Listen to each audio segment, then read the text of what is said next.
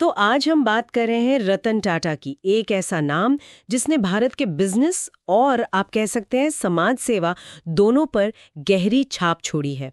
हमारे पास उनके जीवन पर और उनके काम पर कुछ अच्छे लेख हैं। हाँ, और आज का मकसद सिर्फ ये नहीं कि उनकी बिजनेस स्टोरी सुना दें, कोशिश ये समझने की है कि रतन टाटा असल में थे क्या। मतलब एक बिजनेसमैन, एक ग्लोबल लीडर या फिर एक बहुत बड़े दिल वाले समाज सेवक। हाँ, उनका पूरा सफर देखेंगे, उनके शुरुआती दिन, फिर कैसे वो टाटा ग्रुप के टॉप पर पहुंचे। उनके बड़े बड़े टेक ओवर्स, वो नैनो वाली पहल, और हाँ, उनकी जो दरियादिली थी उस पर भी बात करेंगे। और ये सोचना भी बड़ा दिलचस्प है, कॉर्नेल यूनिवर्सिटी से आर्किटेक्चर पढ़ा हुआ एक शर्मीला सा इंसान है ना। हाँ, वो कैसे भारत के सबसे बड़े, सबसे इज्जतदार बिजनेस ग्रुप का चेहरा बन गया। शुरुआत देखें तो जन्म हुआ 28 दिसंबर 1937 को मुंबई में, एक जाने माने पारसी परिवार में। बचपन शायद थोड़ा मुश्किल रहा।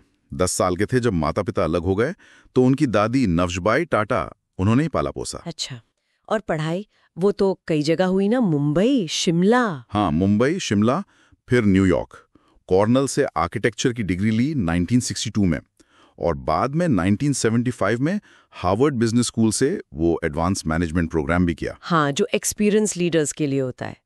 और बाद में उन्होंने इन दोनों जगहों को, कॉर्नेल और हार्वर्ड को, बड़े डोनेशन भी दिए, $50 मिलियन। बिल्कुल।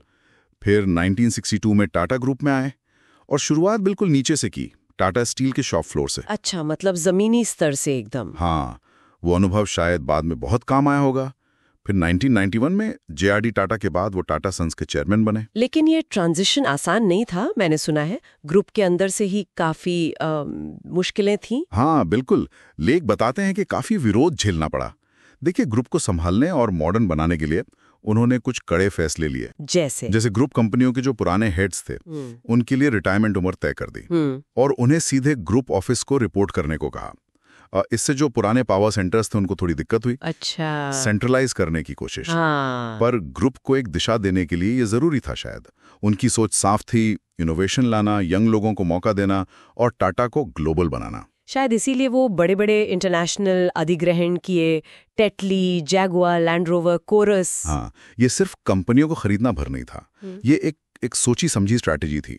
लेख यही बताते हैं कि उनकी असली कामयाबी इन ग्लोबल ब्रांड्स को लेकर उनमें टाटा की जो मैन्युफैक्चरिंग और मैनेजमेंट की ताकत थी उसको डालना था। और नतीजा वो तो कमाल का था। हाँ, उनके 21 साल के कार्यकाल में ग्रुप का रेवेन्यू कहते हैं 40 गुना और मुनाफा 50 गुना बढ़ा। अरे वाह! और ग्रुप की कमाई का 65% से ज्यादा विदेशों से आने लगा। मतलब टाटा सच में ग्लोबल बन गया। ये तो है, पर दुनिया जीतने के साथ साथ वो आम आदमी के लिए भी सोच रहे थे। टाटा नैनो, वो लोगों की कार। हाँ, वो एक बहुत बड़ा सपना था, हर भारतीय के लिए एक सस्ती कार। हालांकि उसको वो सिंगूर वाला विवाद झेलना पड़ा बंगाल में। हाँ, वो तो काफी बड़ी खबर बनी थी। और प्लांट फिर गुजरात ले जाना पड़ा। पर ये उनकी सोच दिखाता है कि वो कितना बड़ा सोच रहे थे। और बिजनेस के अलावा ये स्टार्टअप्स में भी उनका काफी इंटरेस्ट था ना। हाँ, काफी। अपनी कंपनी R&T कैपिटल से और पर्सनल कैपेसिटी में भी स्नैपडील, ओला कैब्स और वो गुड फेलोज जैसा स्टार्टअप भी जो अकेले बुजुर्गों की मदद करता है, करीब 40 से ज्यादा। वाह! अच्छा, और बिजनेस और इन्वेस्टमेंट से हटकर उनका वो समाज सेवा वाला पहलू, वो भी बहुत मजबूत था। शिक्षा, स्वास्थ्य, गांव का विकास, इन सब में उनकी गहरी रुचि थी। कॉर्नेल, हार्वर्ड के अलावा UC San Diego, IIT Bombay, ISC Bangalore में अल्जाइमर रिसर्च, MIT, बहुत जगह उन्होंने दान दिया। सिर्फ इंस्टीट्यूशंस को नहीं, बल्कि जब मुश्किल वक्त आया तब लोगों की मदद के लिए भी वो आगे आए। हाँ, जैसे 1984 के दंगों के पीड़ितों की मदद करना, या फिर 2008 के मुंबई हमलों के बाद ताज होटल के कर्मचारियों और जो विक्टिम्स थे उनका पूरा ख्याल रखना। और जानवरों से भी बहुत प्यार था उन्हें। हाँ, बॉम्बे हाउस में आवारा कुत्तों के लिए वो खास जगह, या मुंबई में जानवरों के लिए एक मॉडर्न हॉस्पिटल खोलना, ये छोटी छोटी बातें उनके नर्म दिल को दिखाती हैं। पर्सनल लाइफ में काफी प्राइवेट थे, शर्मीले, शादी नहीं की, अपने कुत्तों से बहुत लगाव था, जर्मन शेफर्ड से। हाँ, 9 अक्टूबर 2024 को 86 साल की उम्र में उनका निधन हुआ।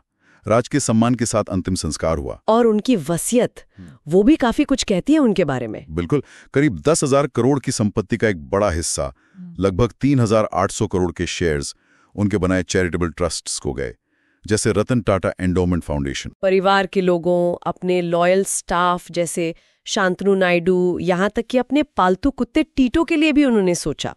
और अपने सारे कपड़े NGOs को देने को कहा। वाकई उन्हें भारत के 2 सबसे बड़े सम्मान मिले, पद्म भूषण और पद्म विभूषण, और इंटरनेशनल लेवल पर भी कई सम्मान, जैसे ब्रिटेन से नाइटहुड, फ्रांस का लीजन ऑफ ऑनर। तो कुल मिलाकर देखें, रतन टाटा सिर्फ एक कामयाब बिजनेसमैन नहीं थे, वो एक विजनरी लीडर थे, एक ग्लोबल स्ट्रैटेजिस्ट, इनोवेशन को बढ़ावा देने वाले, और सबसे बढ़कर एक बेहद विनम्र और दरियादिल इंसान। हाँ, उन्होंने टाटा ग्रुप को दुनिया में तो फैलाया ही, पर साथ ही समाज सेवा का भी एक ऊंचा स्टैंडर्ड सेट किया। और ये बात वाकई सोचने वाली है ना, कि कैसे कोई इंसान बिजनेस में इतनी ऊंचाई पर पहुंचकर भी अपनी वैल्यूज, अपनी विनम्रता और समाज के प्रति अपनी जिम्मेदारी को इतनी मजबूती से पकड़ कर रख सकता है। बिल्कुल, रतन टाटा की कहानी शायद यही सवाल हमारे लिए छोड़ जाती है, क्या कामयाबी और इंसानियत, ये दोनों रास्ते साथ साथ चल सकते हैं? ये सोचने वाली बात है।